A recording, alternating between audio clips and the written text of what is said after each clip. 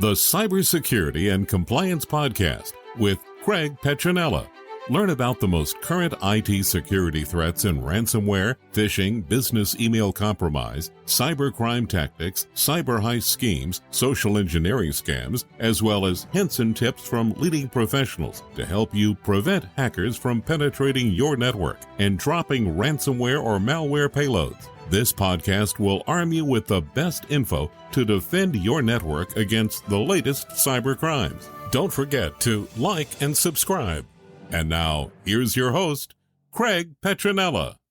So welcome to the PTG podcast. Today it is myself, Erin, and we have Craig and Blake. We also have as a special guest, Ted Sanchez from Blue Shift. He's the director of channel sales at Blue Shift Cybersecurity. And today we're going to discuss the increased threat of cyber warfare now that there's a war over there in Europe with Russia, and discuss steps that you can take to limit your exposure to that. So Ted, do you want to give us a little bit of your background? I'm working at Blue Shift. I'm the director of channel sales, and Blue Shift basically markets a cybersecurity solution that provides an extra layer of protection. We have a managed 24/7 SOC. We alert customers of anything we see, any threats, and we block them.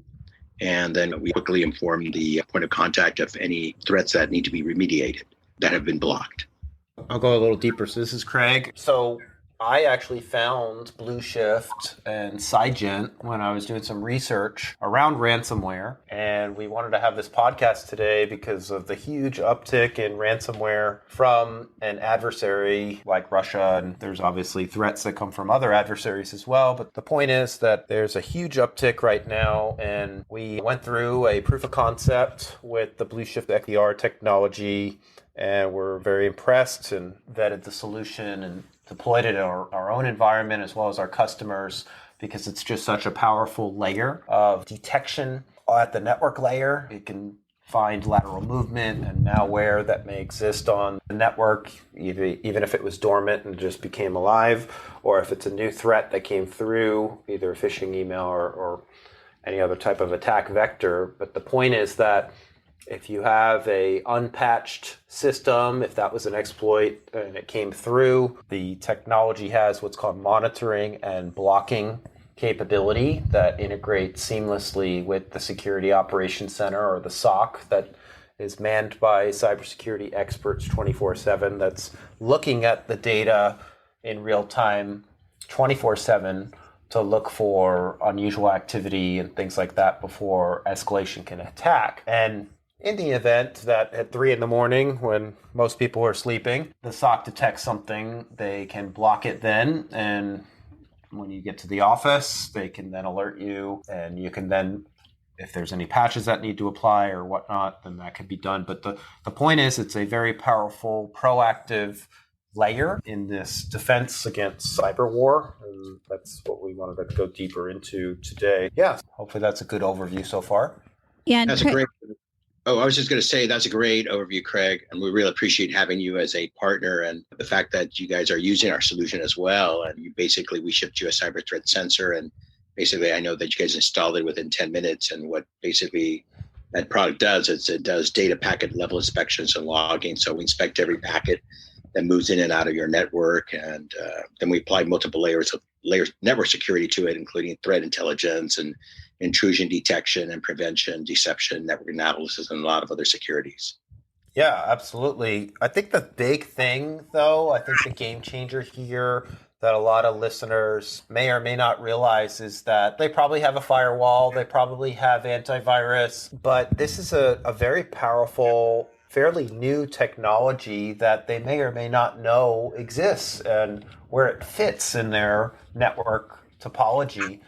And that's where I think that the proof of concept or POC methodology that we came up with together is very powerful, because listeners, if they work for a corporation or if they have a small business, or even if they are at home and they're working, if they want to increase their cybersecurity maturity level and get a new perspective and look through a different lens, this proof of concept is super powerful because it puts a sensor at the network layer and gives you visibility that you may not have had before, And like I was saying, you can see the SOC is analyzing these threats in real time. So the end user or the person that is manning doesn't have to be a cybersecurity expert. They leverage the SOC team to do those efforts for them and on their behalf. As it's artificial intelligence and machine learning and algorithms detect these anomalies, it doesn't just tell you, hey, look, you might have something suspicious. It actually blocks it and stops it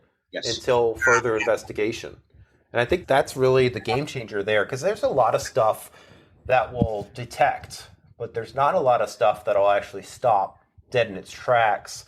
And that's what I like most about it. I love the solution. I definitely don't think that companies need to only have that. Obviously, they need to have other training and other cybersecurity layers in place, but it's certainly a very powerful layer. And I think that as these ransomware attacks increase from adversaries, I think it's going to be an essential component of a company. And like I said, even a worker working at home to protect themselves and protect the company that they work for, it's going to be essential in their cybersecurity stack. Yep. And also, Craig, we also paired a managed SIEM, as you recall, to the platform, which collects logs from any device, whether it's on the cloud, the network, the server, the endpoint, you name it. And we upload these logs through the threat sensor there, and we can triangulate against it. So if we see something suspicious going on in the packet layer, we can go in and inspect the logs and on a particular endpoint or server to do an investigation. Yeah, that's a good point. A lot of people may not know what a SIEM is, but basically it's a very powerful tool that aggregates those logs together, just as Ted said. So a lot of the equipment on the network, maybe you guys use Cisco Firewall or Cisco Syslog services, but all these appliances, they log everything. They log what's going in, what's going out. But a lot of people have really never looked at those logs. Obviously, cybersecurity experts have and do, but I would say that it's very rare that I would speculate when I say this, it's very rare that a business owner has ever seen raw log output from some type of network appliance like a firewall or router. So what's powerful about the BlueShift technology, the XDR in particular, is that it is that managed SIEM, an aggregator of all the logs from all your stuff, all your network equipment, and your stack, and then in picking it apart, making sense of it, and having the sensor use its artificial intelligence and algorithms, and then bring it up to the human level too. So if there's some suspicion there, a cybersecurity expert looks at it and, like Ted said, maps it back. I think too that the reason that this is so important that we're talking about this today in the wake of what is happening over in Russia is that working in cybersecurity, one thing that we have noticed is that a lot of the companies in the DIB, their cybersecurity is just not up to par right now. And to think that there's not the potential threat of an attack, a cyber attack, is really pretty naive.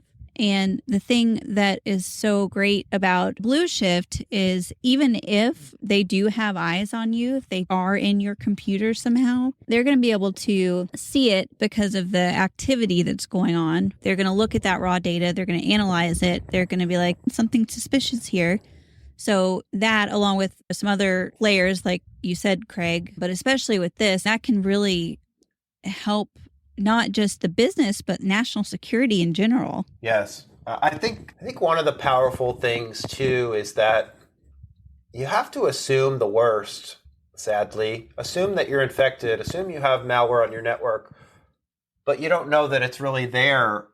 When you have a technology like this that gives you that depth and visibility, it's very powerful and eye-opening. Because there's some businesses and some, especially medical clinics and hospitals, they don't have the ability to patch every little thing, and their digital x-ray machine or their MRI machine or whatever medical device may not work with the latest and greatest. So it's really essential to have a layer of technology or layers, the XDR and the SOC, watching things 24/7, because quite frankly, most companies, they don't have the manpower or the expertise to be doing those functions. So it's not only is it cheaper to outsource it, it's just mostly oftentimes not efficient to bring that in-house. And like I said, gives that visibility. So even if the client does our proof of concept, they may think that they're clean and that there's nothing there. It's usually a very eye-opening experience after 30 days of looking at all the findings of what comes up through this lens. And like I said, I think that it's very powerful. I think it sheds light on maybe some people are almost too comfortable and think that their situation's better than it really is. And I think that it provides the supporting evidence that, hey, look, yeah, there could be malware on your network. And unless you employ technologies like this and you start, tracking it all, how else would you? That's my take on it. Yeah. And I just wanted to add one more thing, Craig, that our CTO always brings up during, webinars and discussions is the dwell time is the impetus behind any attack that you ever heard about. And basically, any ransom attack lately makes the news. And the attackers are out there. And once they get a foothold into your network, they are there for a long time being very quiet. And that is the dwell time. And that's the time between the initial compromise and the time that they are detected. And so how will your compromise? Basically, you either get ransomed or the FBI will let you know that some of your servers are being used in a specific way on an attack. But yeah, it's the dwell time. They may be in your network just hiding.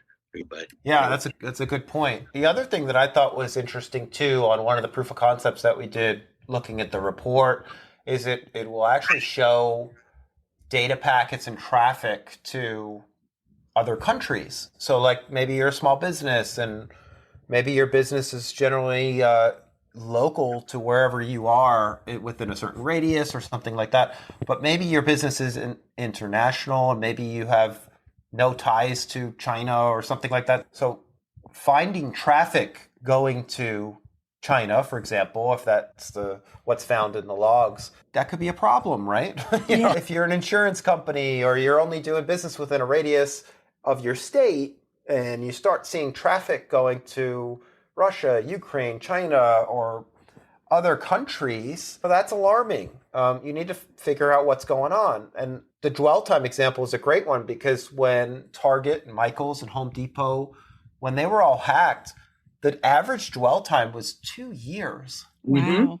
2 years. Could you imagine hackers watching everything with keyloggers and capturing every keystroke and every email, every password, every bank website, everywhere you've gone for 2 years, and the amount and volumes of data that they would be able to exfiltrate, and you would never know unless you had technology like this. Yeah, and that's the thing. It's that I feel like right now, especially in the DIB, I don't know, there's something that Putin said that was really ominous. Basically, okay, if you guys retaliate, then I'm going to retaliate even bigger. And it's not a quote, but it's essentially what he said. And that just got my wheels turning. Okay, I'm sure we have eyes in Russia, in Russian networks and computers too. But I was like, maybe if you just look at the Colonial Pipeline, that was just a small little interruption, but it caused a lot of havoc. And it just makes me wonder, what are they going to do? What are they going to do next? And when Craig and I were talking about this, if you have the right cybersecurity practices in place, then it's a moot point. So if you have something like Blue Shift watching and reacting, and you have something like keystroke encryptor or a file encryptor, even if they have infiltrated your system, they're not really going to be able to get as much information off of it. That's the thing, is that you just never know. And sometimes they can get in there completely undetected. But if you have certain measures in place, then it will minimize the impact that has, if that makes sense. Yeah, and that's where I was going with the layered approach. So Blue Shift, not only do they have XDR and SOC, but they also have Cygent Plus at the data level, which encrypts the data and puts protections on the data. They have a patented solid state drive or SSD solution that gives even more enhanced protections at the data level with multi-factor at the file level.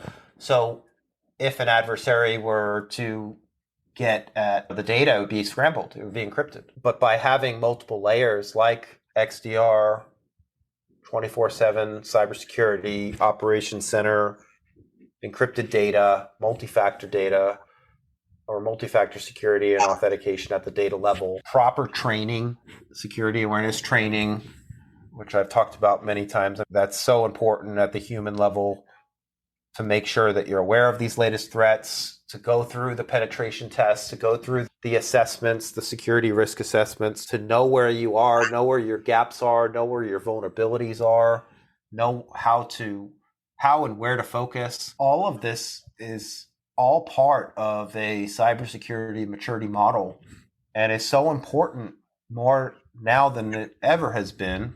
And you mentioned the DIB, or the defense industrial base, largely consists of our supply chain. I would just say, like I said before, assume the worst. Assume that the entire supply chain, I'm speculating, of course, but assume that the entire supply chain has Russian malware in it, and that they're able to get at this stuff. If we can cut the head off of it and put technology and layers in place, we can not only stop it in real time, but then make sure that it doesn't get in there again. Yeah.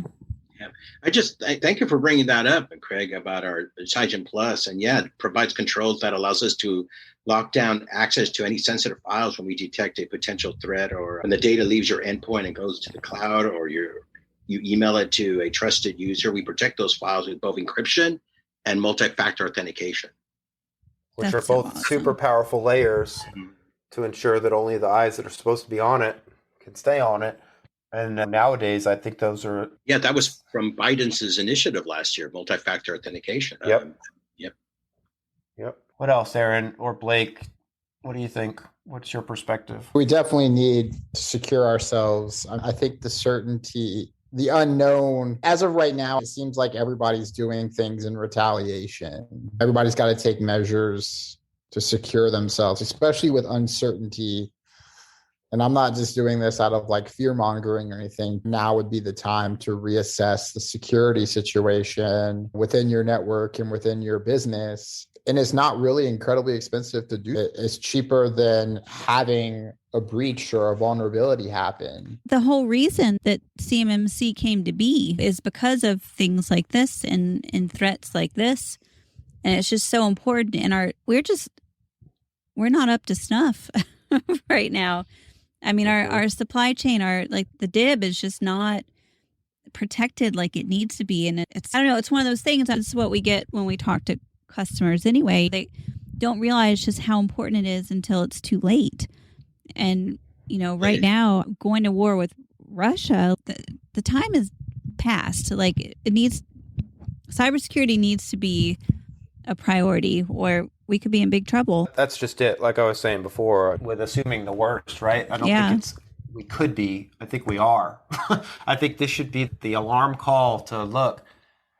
The writing's on the wall. Where the supply chain, the business landscape in general, is too easy pickings. Right.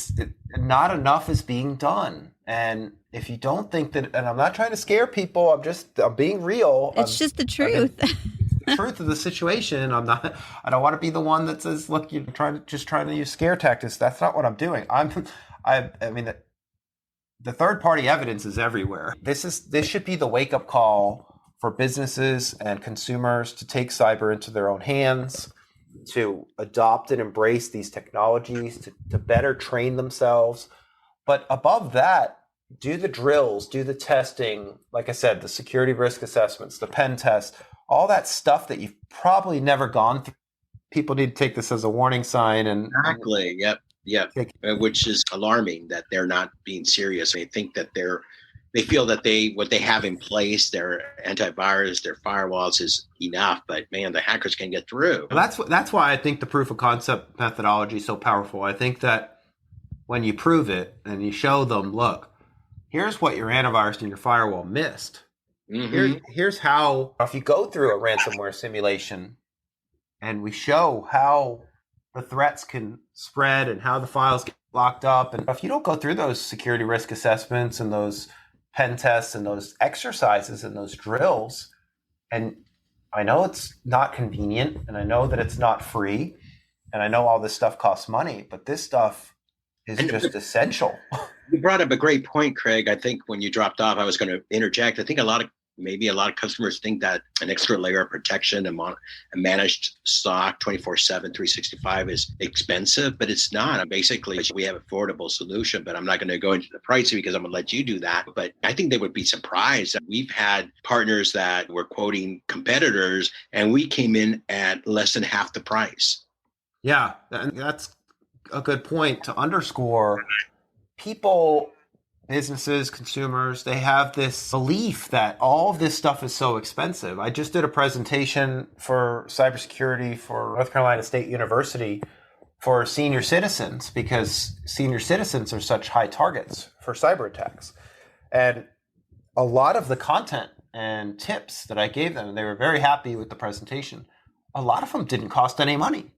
That multi-factor authentication with websites that you frequent like Facebook or your bank, that doesn't cost any money. It's all about knowledge and configuration. But your data, and I don't know if you've ever seen that movie about Cambridge Analytica and how many data points that big data and companies like Facebook collect on people. That data is valuable.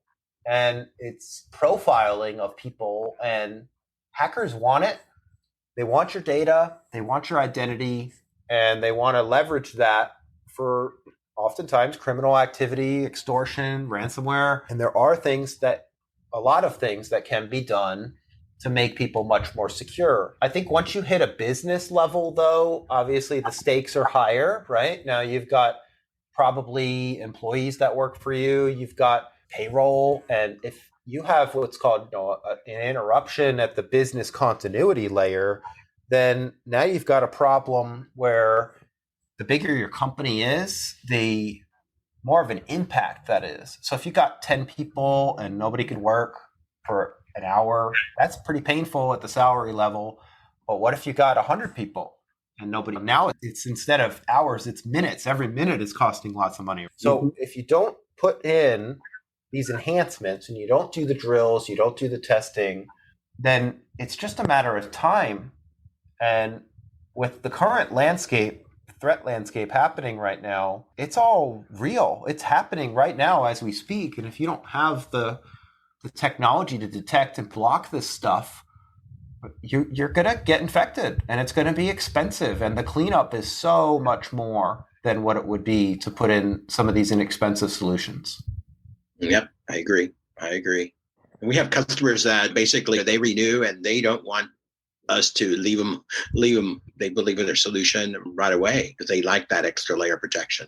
So we have our customer base is growing with our partners like you guys. Yeah, that's what I was saying about the proof of concept. I think that's a very powerful way to show a prospective buyer that might be skeptical, supporting evidence and a mountain of supporting evidence that, look, here's where you are now, here's what you're doing, here's your visibility, and here's what you're missing. Here's how you fix it, and it's not that expensive to fix it. And so I think it's also value at the end of the POC, we provide them with the POC report, our findings and stuff, which I think we find not just from their network, but also from the agents that we allow you install on computers. So we get information there too. And Ted, one thing that you brought up is something that I've also thought about a little bit with Blue Shift.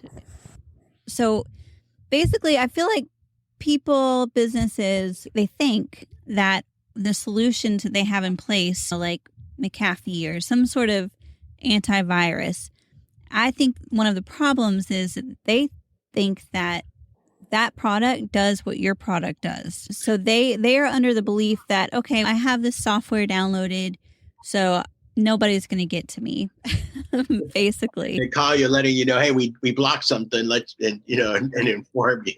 You know what I mean? I've had friends that use McAfee on their personal computers, and then they thought they were protected, like you just said, Aaron, and then also before you know it, their computer's off. And they don't want to go in and pay the $2,500 to clean it up at Best Buy. And it's just crazy. Yeah. So if you could explain to people like the difference between what you guys do and McAfee. What is McAfee is an antivirus? We're much more than that. We're a 24-hour. We still believe you need the antivirus, because they do a great job, but we basically are providing a managed 24-hour SOC to detect anything that might have passed your antivirus or firewall and right block. Yeah. And the problem too is everybody that we support has an antivirus and firewall, and we're not telling you to get rid of your antivirus or firewall. We believe that they're a great solution. So everybody wants to add an extra layer and feel they could sleep at night knowing that their network is being monitored 24/7. And how exactly are those viruses, malware, how are they able to sneak by, would you say? Oh my God, many different ways. Phishing, if someone clicks on something or they get an email and they click on it and then all of a sudden they're like going, okay, what happened? Nothing happened, and they just move on. But somehow they visited a website and somehow there's something there that got into their system.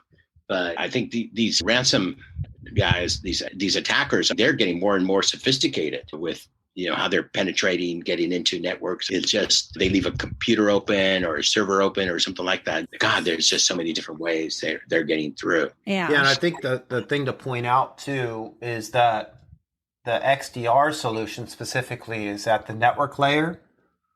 Antivirus is at the software layer on the endpoint. So they're different technologies, different layers. That's why they're both needed. The firewall obviously is policing what's going in and out of the network, but the XDR appliance is looking at the traffic at the packet level and analyzing that at the SEM level to the log aggregator.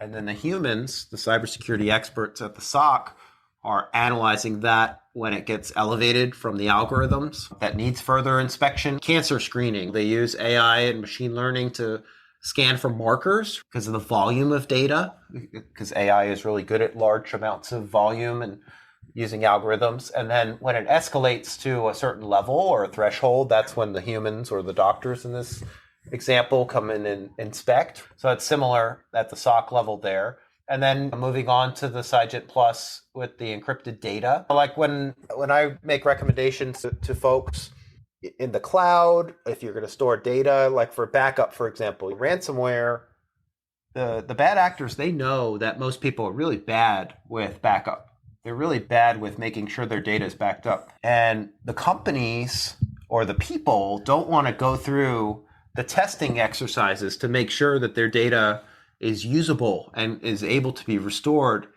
Not only is it able to be restored, but how fast, how long does it take to restore it?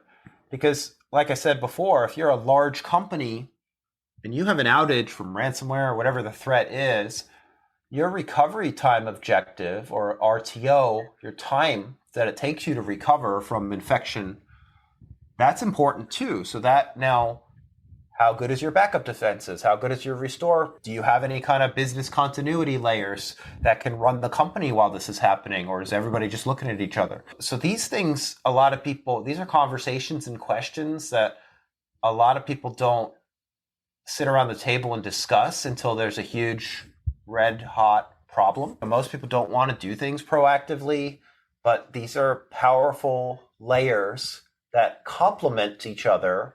And they're essential layers, and the more layers you put in place, the better. And the more systems you put in place and redundancies, the better. I like zero trust technology. I don't trust one vendor to back up my data. I back it up in multiple places. I use and leverage Blue Shift on our security. But I think that's really the key here is layers, more layers. Exactly. And what we have with our platform, as Craig, is we do intrusion detection and prevention, which means we, like you said, we inspect every packet that goes in and out of your network, and we look for any kind of signatures of malware or ransomware or any other kind of cyber threats. And we also do threat intelligence, which means we block any device that tries to communicate with over 500 million indicators of compromise. And we load those indicators of compromise on our sensors every 1 hour. We also do deception. With our platform, we try to trick those bad guys into hitting our honeypots, both external to the network and internal to the network. And if anyone hits our booby traps, they get blocked immediately. So It's a very sophisticated platform that we do. Yeah. Yeah, very powerful. I think that's another thing too. I guess maybe what point I was trying to get to, and you guys touched on it, but when you have something with just antivirus, the antivirus is always keeping up. It's up to the hackers to get increasingly sophisticated. And when they do, then the antivirus has to keep up. But I think one of the things that I thought was really cool about Blueshift is that it's just not the case there. You guys are actively watching it. You've got different algorithms that learn from whatever you guys have picked up on before. So it's just this huge kind of database. And it seems like it's updating in real time. Is that pretty accurate, would you say?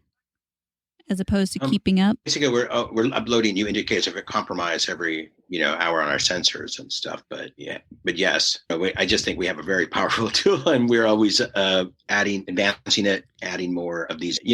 What the stuff we have in our platform is and we're constantly updating it. Trust that. I think that's the point. I think it's continuously advancing. And every day, every hour, every minute, the algorithms get stronger and better. More data in, better outputs, more advancements to the honeypots, more advancements to the protections and the detections. Yeah, so, exactly. I mean, it's never a one and done. Cybersecurity is always a continuous effort. Yeah, exactly. And we do have that network behavior risk monitoring, which when we do, Aaron was alluding to with algorithms that go in and weigh different types of traffic, where the traffic is going and how is it happening and what exploit attempts are happening in the network. And we give you a risk score to the customer. Yeah, which is what we gave in those reports so they could see. Right. I think also another thing to point out, if somebody does get a POC, the proof of concept, sometimes like 1 month, your risk might not be as high as other months necessarily. And I think that, I feel like that's important too. So just because one 30-day span is not necessarily high risk, it doesn't mean that tomorrow it won't be. Another thing that we also have for Craig, as you recall, is our vulnerability scanning. And what we're interested in knowing when an attacker can see from the network that is exploitable, and like remote execution, false credentials, these types of things. And the scanning piece shows what's vulnerable in the network. And we provide this kind of scanner report every 30 days. And we also do it for agent-based vulnerability detection analysis through our managed SIM platform. So it's it's a very powerful platform that we have. Yeah, and it's multi-layered too, which is what makes it so powerful. Yeah, I know that we had a POC and we provided a vulnerability report to the customer, and I couldn't believe it. He printed it up, and I go, "You printed 700 pages." And he wasn't sure if his company, his CEO is going to buy, but they did buy. And I go, can you imagine printing 70? He saw it so invaluable, the report. Oh, I bet. We did a pen test for a bank, and the report that we did was, I think it was 10 or 15 gigs. I had to give it to Blake to deliver. Yeah. It was ridiculous and that was just one angle, one lens. So yeah, I get it. I could see how the volume definitely adds up. And that's the thing too. And that's where I was going with the artificial intelligence side of it. If you get 700 pages or whatever, you're not going to read. You're human. It's going to take you forever to read 700 pages, right? So you need to have and leverage advanced technologies like AI and ML to be able to distill that for you. Yep. Well, I think that's also something else that's important to point out is that just because you get the SIM or the SOC, I get the terminology mixed up, I apologize, but even if you have the raw data, if you try to do everything in-house, it's going to be really expensive as opposed to, how much would that cost to have a cybersecurity expert that does nothing but monitor your network all day and then interpret that? About $150,000 exactly a year. And that's minimum. That's actually... Think about it, $150,000 if you want to get these cyber threat experts, and they're in high demand. Oh, shortage. Yeah. First of all, you got to find one. Second of all, if you do find one, since there is a shortage, you're probably not going to get one for 150 grand. And if you do get one, they don't have very much or any experience. They're coming right out of school. It's kind of like, why not just outsource it at a fraction of the cost and get experts that are doing this day in and day out? And then on top of that, like if you only have one person and it's only 150,000, let's say you only pay them 150,000, but they still have to go on vacation. Like it's not a whole team. They're not robots. So it's going to be nearly impossible to replicate that at the same cost, basically. Yep. Exactly. And, and these companies that have these IT managers, their IT management, they're not trained. They're not there sitting 24/7. They're over there trying to make sure someone's computer is working, connected to the printer, like that. So they're never at their desk. You try calling them, something's wrong with yours. So basically, let us be your priority security guys. Your eyes, be the eyes on the network. To me, it just makes sense. Obviously, I don't own a business, but if I did, I would definitely have you guys. It's not cheap necessarily, but comparatively it is. And you guys just do a great job on it too. To me, it doesn't make any sense otherwise. I don't know. I feel it's crazy to learn about you guys and then not imitate you. But I really do what you guys do. Yeah, we've had customers that all of a sudden they come back 3 or 4 months like going, hey, we want to go now. And our solution, I go, wow, okay, sure. I think something might have happened. But anyway, yeah. Or they weren't able to hire a person they thought was good. Like, there's so many different things that could go on. Exactly. All right. So the point is, get your proof of concept in place. Yes. Yesterday. Yeah. Sign up, reach out to us. Call or click, and we'll get you set up. We've got a great partnership with Blue Shift and got exclusive pricing. So definitely reach out to us and we'll get that set up for you. And that proof of concept is very inexpensive. It does cost some money because we have to send some engineers out, set up the sensors and things like that. So there is some engineering time, but it's very inexpensive, and it's so eye-opening of an experience to go through. So definitely get started on that as soon as possible, especially with the current landscape. Yeah, exactly. And I don't think that it's anything to try to scare anybody. That's the thing, is that you're mentioning, see how is this a scare tactic? No, it's not. We have the CMMC for HIPAA. Like, there's a reason that these things are in place, and people just aren't doing it. And we're just like, we're sitting ducks. Our DIB is it's a sitting duck, and it's scary. I find it scary, and I hope that people do the right thing. I think that what's even more scary, so obviously we talked about the DIB and the defense industrial base and the supply chain, but what's even more scary to me is healthcare.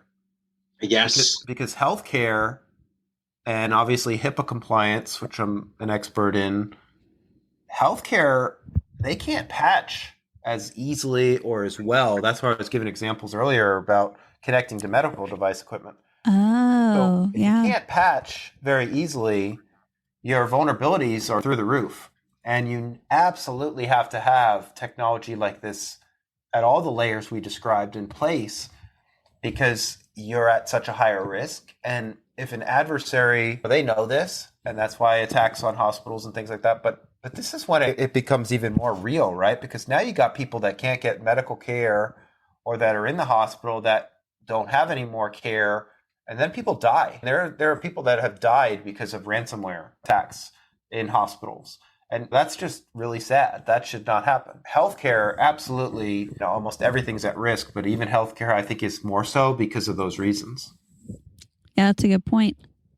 Very good point. And anyway, with that, I just want to say, Craig and Blake and Aaron, thank you so much. We really you're an invaluable partner for us and helping us to get the word out about our solution. And thank you so much.